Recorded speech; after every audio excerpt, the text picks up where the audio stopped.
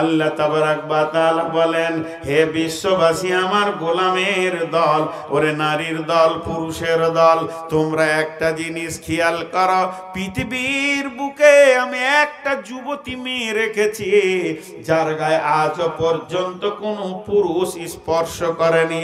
ওই মেয়েটার নাম কত দামি মেয়ে, ওটা ইমরানে নবীর বেটি মারিয়াম।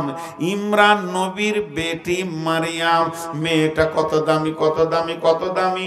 পৃথিবীর কোন পুরুষ ওর গায়ে স্পর্শ করল না। শুধু এই পর্যন্ত নয়, মেয়েটার আর একটা গুণ শুনে লাও, সে নিজেকে কত হিফাজতে রেখেছিল। একটা ভাষাকে তিনবার বলবো, আরবিতে বাংলায় বলবো, একবার বুঝে নিবেন চট করে। ব্যাচেলিয়ার ছেলেরা চট করে বুঝেলেন, মেয়েরা বুঝেলেন। আল্লাহ বলছেন আল্লাতি আহসানাত ফারজাহা, আহসানাত ফারজাহা, আল্লাতি আহসানাত ফারজাহা।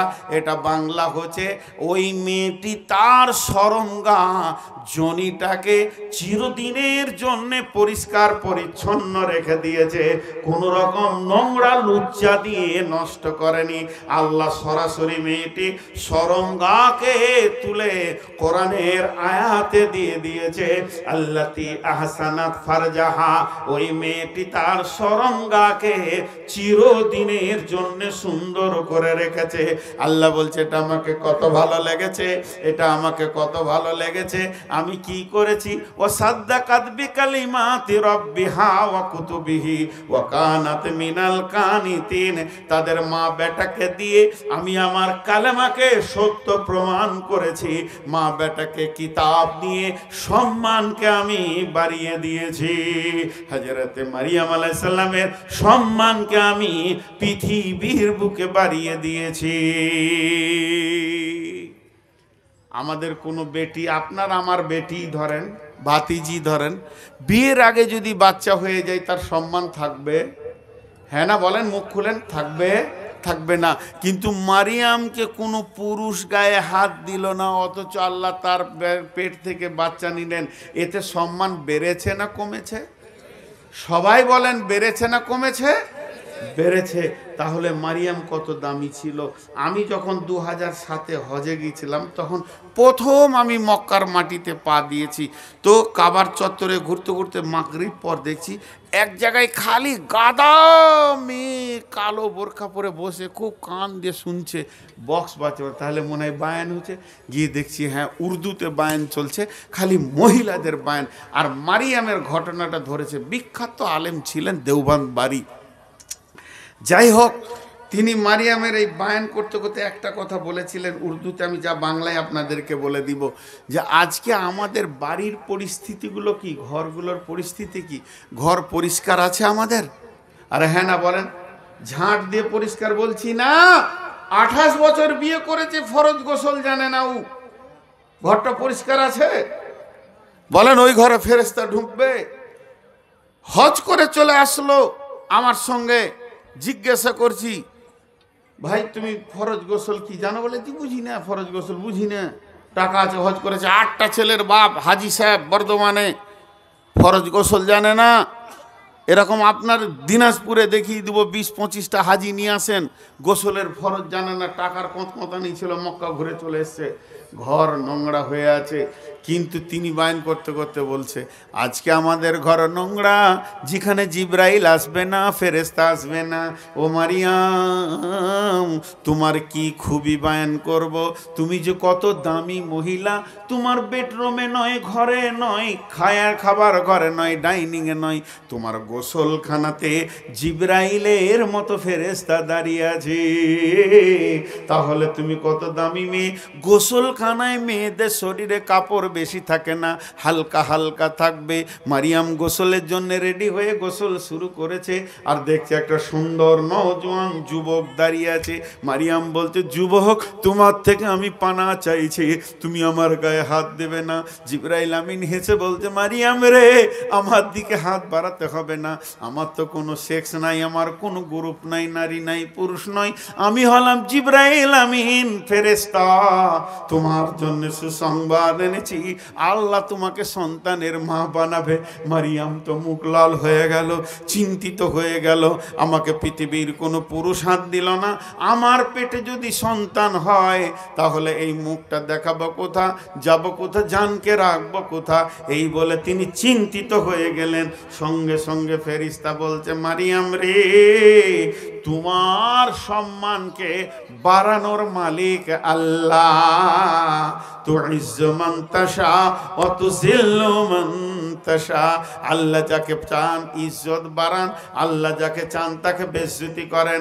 অত মারিয়াম তুমি চিন্তা করো না তোমার ইজ্জত কি করে উপরে উঠবে, এ বিষয়টা আমার রব দেখবে। অতএব তোমার কোনো চিন্তা নাই। মারিয়ামের গায়ে ফুঁক মেরে দিল, একবারে 9 মাসের ডেলিভারি হয়ে গেল। এবার আমার আল্লাহ বললেন, মারিয়াম তুমি মুখটা বন্ধ করে লাও। আর ঈসা আলাইহিস সালামের মুখটা খুলে দিলেন। হযরত ঈসা আলাইহিস সালাম বলতে শুরু করলেন, আমার মাকে কেউ খারাপ বলবে না, আমি ঈসা রূহুল্লাহ, আমি হলাম আল্লাহর প্রেরিত দূত বা নবী। আল্লাহ তাবারক ওয়া তাআলা বলেন, ও যুবতীর দল, তোমরা এখান থেকে কি জ্ঞান নেবে? ও যুবতীর দল, যাদের এখনো কোনো স্বামী এলো না, গায়ে হাত দেওয়ার মতো কোনো পুরুষ এলো না, তুমি কি করে এখান থেকে জ্ঞান নেবে? এখান থেকে তুমি জ্ঞান নাও। মারিয়াম তার সতীত্বের গ্যারেন্টি দিচ্ছে, আল্লাহ তার পেটের ভিতর থেকে নবী নিয়েছে, আল্লাহ এটা জ্ঞান দিতে চাইছে। আজও যদি তোমরা সতীত্বের গ্যারেন্টি দাও, তোমার পেটের ভিতর থেকে আল্লাহ বড় বড় ওলি আল্লাহকে জন্ম দেবে। কাগজের থালা দেখেছেন? ভাত খাওয়া কাগজের থালা, এখন এটা অ্যাভেলেবেল। শাল পাতা আর নাই, এখন কাগজের থালা চলছে। বাস ওয়ান টাইম ইউজ, ঠিক আছে। আমি খেতে পারি না, আমার ভাত উঠে না, ঠিক মনে হয় যেন মাটিতে হাত দিছি, এটা অভ্যাসের কারণে। তো কাগজের থালা মানুষ কি করে? তাতে ভাত খায়। কাগজের থালায় মানুষ কি করে? এতগুলি লোক চুপ করে আছেন গো, আমি প্রশ্নবাচক কথা বলছি তাও চুপ করে আছেন। এখন যদি একটা বাজে খিস্তি করে গাল দিয়ে দিতে চুপ থাকবেন? ওইখানে বলে তখন যদি 20 জন বলে চুপ করেন, চুপ করেন, আর চুপ হবে না। একটা খারাপ কথা বলে দিলে এমন হইচই লেগে যাবে যে আর চুপ করানো যাবে না। আধা ঘন্টা ধরে ওকে মার, ওকে জুতা মার, ওকে নামা। আর এখন কত সুন্দর করে জিজ্ঞেস করছি, কাগজের থালায় মানুষ ভাত খায়। আর একটা হচ্ছে দামি থালা, কড়ির থালা। কড়ির থালা মানে চীনামাটি, ফুলওয়ালা, নকশাওয়ালা, বুঝেন তো? ও তো মানুষ কি করে? ভাত খায়। দুটাতে ভাত খায় কি খায় না? তো ভাত খাওয়ার আগের ভঙ্গিগুলো দেখেছেন? কড়ির থালাটাকে নেবে, এমনি করে ধুবে, ময়লা চিনাকে এমনি করে ধুয়ে আরেকবার ধুয়ে আরেকবার ধুয়ে পানিতে বালতিটা 3 বার ফেললে থালা কি হলো? থালা বুঝতে পারছে এই লোক আমাকে ভালোবাসছে। কাগজের থালাটাও এরকম, দেখি একটু পানি দাও তো ভাই, একটু দাও, একটু দাও, ধুলো। আর যখন বসবে তখন এমনি করে কাছে টানবে, ওকে কাছে টানবে, কড়িরটাকেও কাছে টানবে, কাগজেরটাকেও কাছে টানবে। দুইজনেই কে মহব্বত করছে। কিন্তু খাওয়া হয়ে গেলে কাগজের থালাটা এমনি করে ধরে ডাস্টবিনে ফেলে দেবে। আর কড়ির থালাটা, কথা বলেন আমার সঙ্গে, কড়ির থালাটা ভালো করে ধুবে, সাবান দিয়ে ধুবে, গামছা দিয়ে মুছবে, তারপরে শোকেসে রাখবে। এই দুটা কি এক? কথা বলে না, দুটা কি এক? মা আমার, বোন আমার, যতগুলো ব্যাচেলিয়ার মেয়ে আছেন ভালো করে শুনেলেন, একটা হলো কাগজের থালা, একটা হলো কড়ির থালা। স্ত্রী হলো কড়ির থালা, আর প্রেমিকা হলো কাগজের থালা। খাওয়া হয়ে গেলে তোমাকে ছুঁড়ে ফেলে দিবে।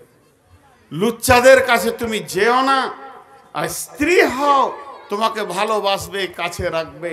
তো আল্লাহ তাবারক ওয়া তাআলা যুবতীদেরকে মারিয়ামকে দিয়ে একটা জ্ঞান দিলেন। জি, তো আল্লাহ তাবারক ওয়া তাআলার টোটাল বক্তব্যটা আরেকবার আপনাদের কাছে আমি সারাংশ টেনে দিচ্ছি।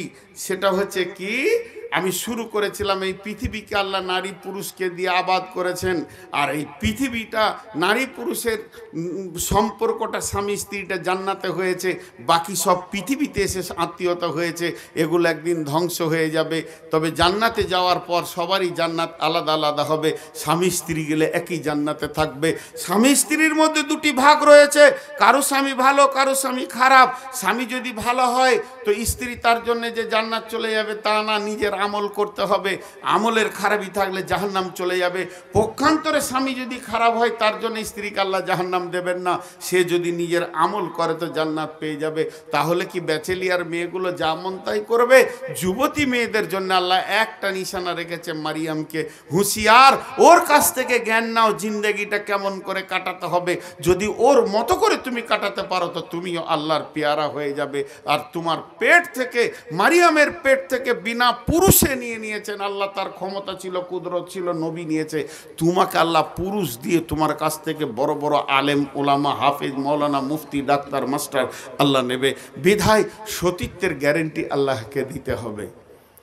এত দূর ছিল আমার বায়ান, কিন্তু আমি বায়ান এখনো শেষ করিনি। জাস্ট 1 মিনিট বলছি, দিকে 10টাই দেবেন তো, 10:30 করেন না, কারণ ওখানে 15 মিনিট খাবে। হ্যাঁ, আমাকে তো ওখানে কালেকশন করতে হবে। হ্যাঁ, ওইটাই তো বলছি, ওনাকে নিয়ে আসেন, ওনাকে নিয়ে আসেন, 15তে নিয়ে আসেন, তারপর বানতে পারেন। জি, তাহলে আমি আপনাদের কাছে দুটি জিনিস বলি। দিন ইসলাম নামে একটা জিনিস আছে, দিন ইসলাম। আপনাদের কাছে আমি প্রশ্ন রাখছি, ঠিক করে উত্তর দেবেন। এই দিন ইসলামটা পুরুষরা ধরে থাকবে না নারীরা ধরে থাকবে, না উভয়ই ধরে থাকবে? উভয়ই ধরে থাকবে, ঠিক বলেছেন।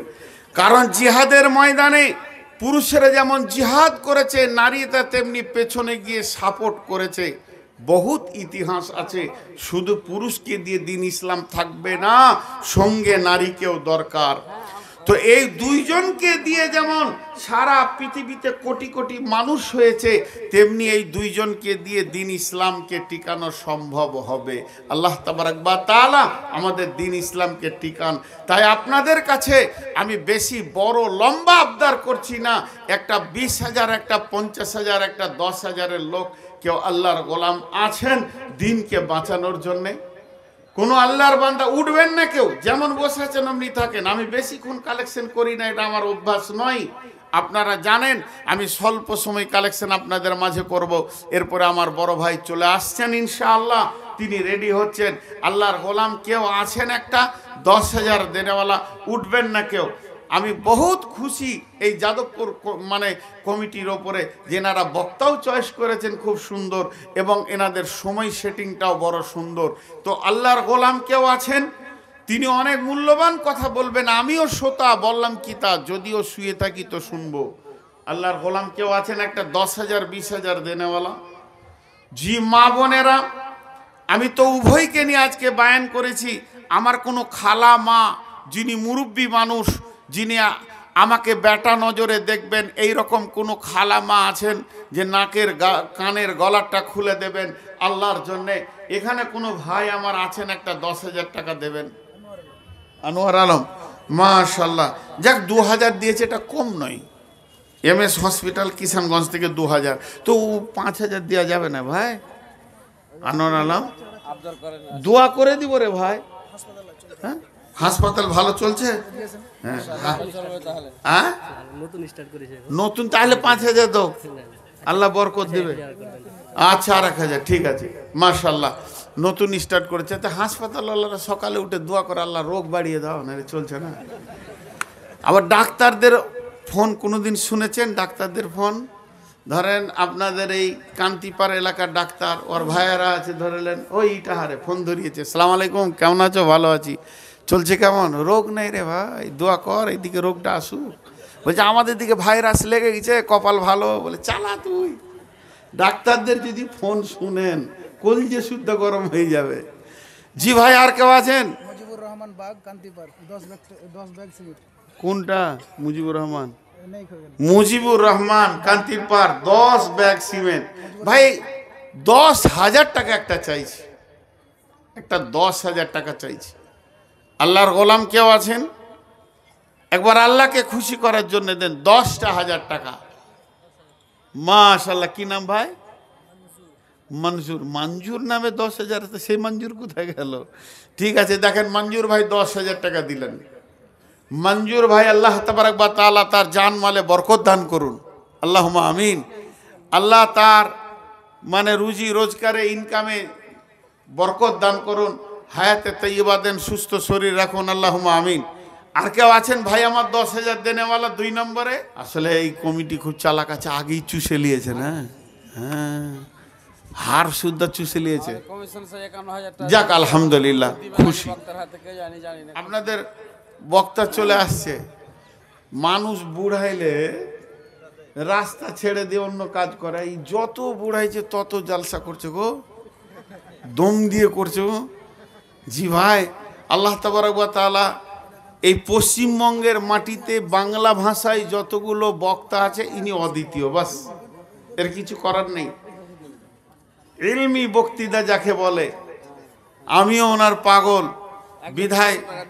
একজন 500 টাকা বিহার থেকে। বিহারের সাথে এত কানেকশন কেন আপনাদের ভাই? আর কেউ আছেন দেনেওয়ালা? আমার বেটা গাঁওয়ালাকে বলে বেড়াচ্ছে, আমার বাপকে বলো তো একটা গাড়ি কিনে দিবে। তোর কপালে ঝাঁটা, তুই নিজেই বল আব্বা একটা গাড়ি দাও, তো আমার কলিজাটা বড় হবে, বেটা চেয়েছে, তো গাঁওয়ালাকে বলে কেন বেড়াবি তুই? এই অবস্থাটা আমরা বেশি পছন্দ করছি।